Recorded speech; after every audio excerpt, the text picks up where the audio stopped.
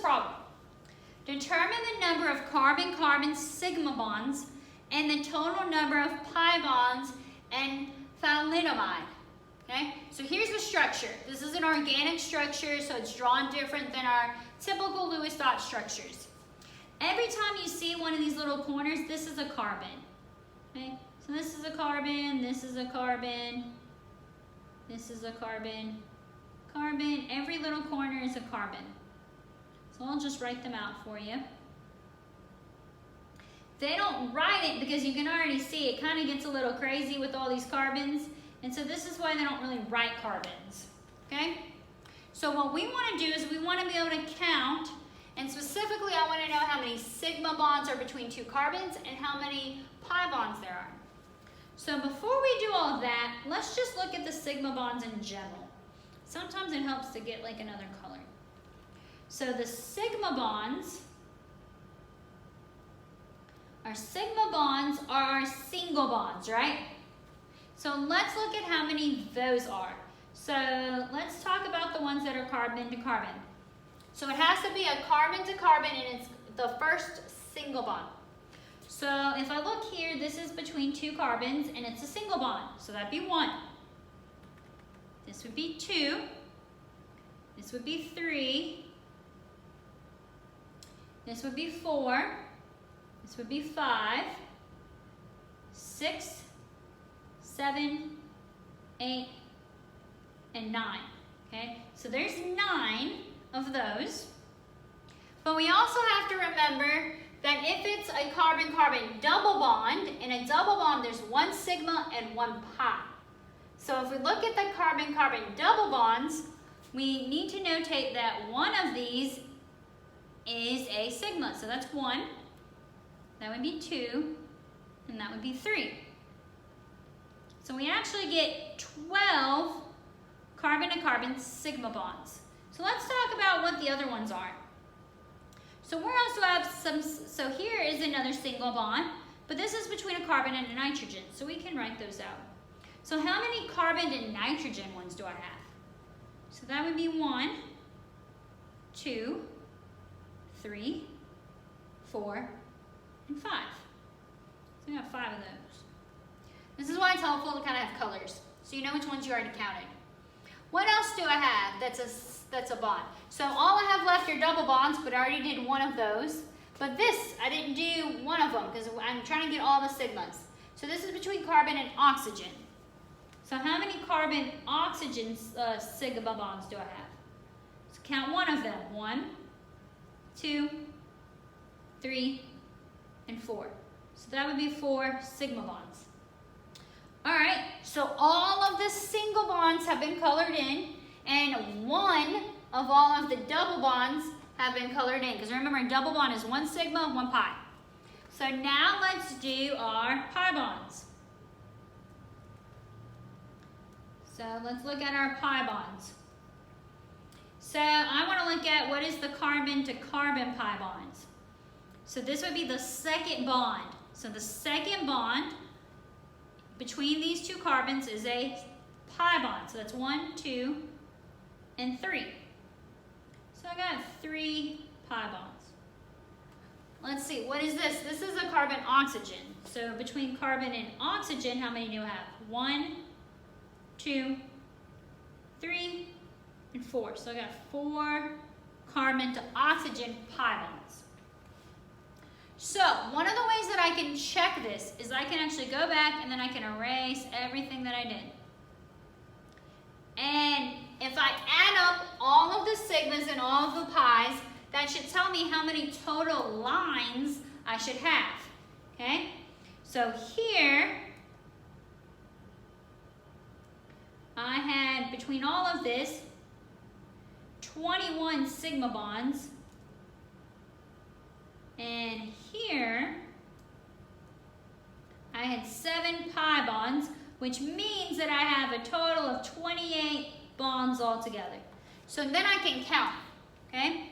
So I can count all my lines. 1, 2, 3, 4, 5, 6, 7, 8, 9, 10, 11, 12, 13, 14, 15, 16, 17, 18, 19, 20, 21, 22, 23, 24, 25, 26, 27, 28. Every single line should be counted as either a sigma or a pi, okay? So that's how I could check to make sure I didn't miss any. So I can go through and I can count them all. So if I have a double bond, the first bond is a sigma, the second bond is a pi. And then I could say how many total are sigmas, all of the single bonds and one of the pi's. And then how many are pi bonds, it's always the second one. And then if I wanted to, I could talk about what they were between. 2 carbons, a carbon and oxygen, a carbon and a nitrogen, etc. Okay? So let's look at another problem. What is the hybridization, bond angles, total number of sigma, and total number of pi bonds in formaldehyde? So this is wanting me to do everything. So if I want to know the hybridization, to do the hybridization, I have to know the geometry. To know the bond angles, I have to know the geometry. To know the sigmas, I have to know what the Lewis dot structure is. To know the pi bonds, I have to know the Lewis dot structure. So before I can do anything, I got to draw this bad boy out. Okay? So let's practice drawing our structure. So it's CH2O. So who's going to go in the middle? Not H, because he never does. So it's going to be my C. So my C is going to go in the middle. And I'll put my H's and my O's around it. My H isn't going to go on the O, because remember, if it was an oxy acid, H would be at the beginning. So since it's kind of written in between, that means it's just going to go on the C. Now I need to add it up. Hydrogen has 1, carbon has 4, oxygen has 6. So got 1 carbon with 6, 2 hydrogens with 1, and 1 oxygen with 6. So that's going to give me, oh, whoops, I'm sorry. I said that carbon had 6. Carbon has 4. Y'all aren't in here in the classroom to stop me when I make a mistake. Good thing I caught it. All right, so now we're at 12 electrons. All right, make my single bonds. I made 3 single bonds, so that's 6 electrons. So I got 6 left. Now I need to make the outside happy. Hydrogen wants 2, he's got 2, he's good. Oxygen wants it, he has 2, so he needs 6. So I give him 6.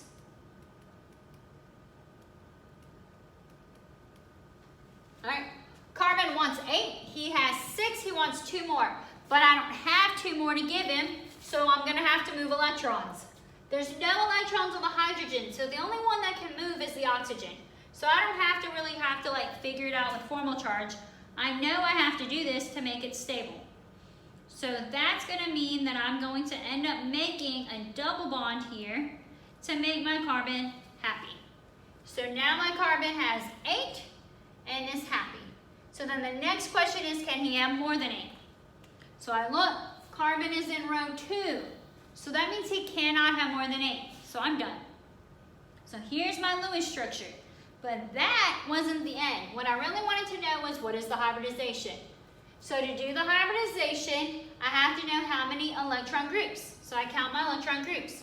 1, 2, 3. Because remember, it doesn't matter if it's a double bond or single bond. It always counts as 1. 1, 2, 3. So he has 3 electron groups. Here, I'll just write it down here. 3 electron groups. If it's 3 electron groups, then that means I have to have an s orbital, a p orbital, and a p. I need 3 of them. And that becomes an sp2. So that's my hybridization. So it says, what is the hybridization? The hybridization is an sp2. Okay? Bond angles. If I have 3 electron groups, that parent geometry, we go onto the onto our table of our geometries. If he has 3 electron groups, we look at here, this is, it's 3 bonds, so 3 electron groups, 3 bonds, no lone pairs. So it's a 3, 3, 0, which is trigonal planar. if he's trigonal planar, then what is his bond angles? 120. Okay? Now we want to know the total number of sigma and the total number of pi. So I'm going to come over here and erase this a little bit just so we have some room to work. So let's just count up the total number of bonds. 1, 2, 3, 4. I have 4 bonds. Okay. So first let's say, well, how many are sigma? This is a single bond. Single is sigma. Single bonds. Single is sigma. This is a double bond, which means 1 sigma, 1 pi. So it's 1, 2, and then the first one would be a sigma. So that means I have 3 sigma. Pi bond. Anytime you have a double bond, one of them is sigma, one of them is pi. Okay? So sigma, sigma, 1 is sigma, 1 is pi. So now I have 1. 3 sigmas, 1 pi, 4 total bonds. So I'm good to go. So that's how you figure out what the hybridization is, the bond angles, the total number of sigma, and the total number of pi bonds based on any molecule. So to be able to do that, you have to be able to draw it and then think about how many electron groups, what's the geometry, and kind of take everything from last chapter and put it together. All right, so that's the end of chapter 6. So now we have done all of the type of bonding, everything like that. So the next lecture, we're going to start chapter 7. And this is where we start getting into actually like just doing reactions and what am I going to make and how do reactions work and what does it look like, and start writing our balanced equations and all of that. So we start getting away from kind of the theoretical and we start getting into actually doing some reactions.